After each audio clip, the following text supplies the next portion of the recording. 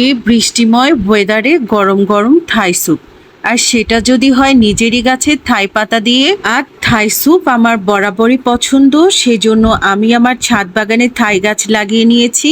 আর নিজের হাতের লাগানো থাই পাতা দিয়ে থাই স্যুপ বানাতে পারাতে নিজেকে ধন্য মনে করছি। আসসালামু আলাইকুম। আমি থাই স্যুপের পুরা রেসিপিটি আপনাদের সাথে শেয়ার করব। তার আগে আমি আমার বাজার সদাইগুলি একটু গোছগাছ করে নিই। আর এখানে যে মিষ্টি আলুটা দেখতে পাচ্ছেন, কার কার মিষ্টি আলু পছন্দ বলেন তো।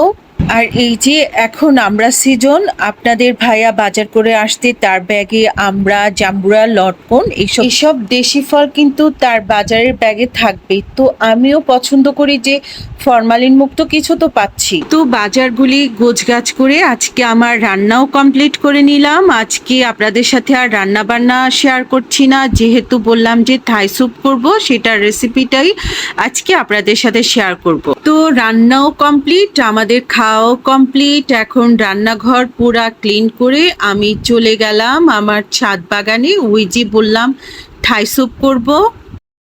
এখন আমি চলে আসছি আমার ছাদ বাগানে, কিছু থাই পাতা নিয়ে নিলাম সাথে।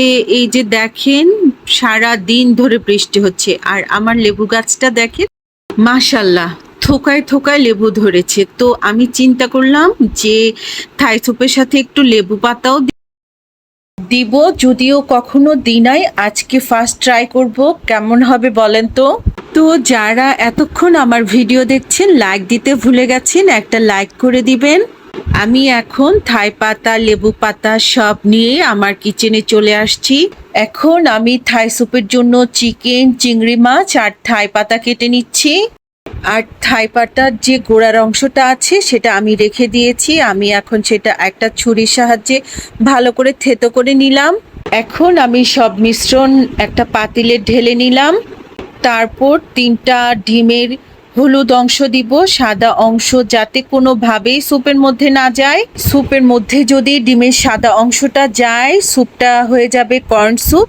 তো এখন শুধু আমি হলুদ অংশটাই স্যুপের মধ্যে দিয়ে দিলাম। 1 চামচ গুঁড়ো মরিচ, 2 চামচ চিনি, 1 চামচ লবণ দিলাম। দেন হালকা কুসুম গরম পানিতে 4 চামচ কর্নফ্লাওয়ার দিলাম, 4 গ্লাসের মতো পানি দিলাম। এখন আমি স্যুপটা চুলায় বসিয়ে দিলাম।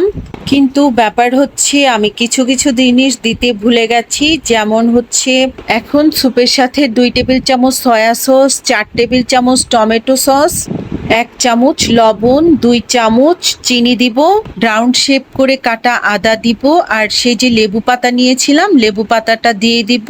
তারপর হচ্ছে 4 পিস কাঁচামরিচ দিলাম। এখন আমার স্যুপ রেডি। এভাবে আপনারাও বাসায় চটজলদি থাই স্যুপ বানিয়ে নিতে পারেন। এটা বানাতে যেমন ইজি, খেতেও কিন্তু অনেক মজার। আপনারা চাইলে একটা থাই পাতা গাছ কিন্তু আপনাদের বাসায় লাগিয়ে রাখতে পারেন। এটা লাগালেই হয়ে যায়, 1টা 2টা লাগালেই পুরা ঝুড়ি ভর্তি হয়ে যাবে। তো আজ এই পর্যন্তই, সবাই ভালো থাকবেন। ভিডিওটি কেমন লেগেছে কমেন্ট করে জানিয়ে দিবেন। আল্লাহ হাফেজ।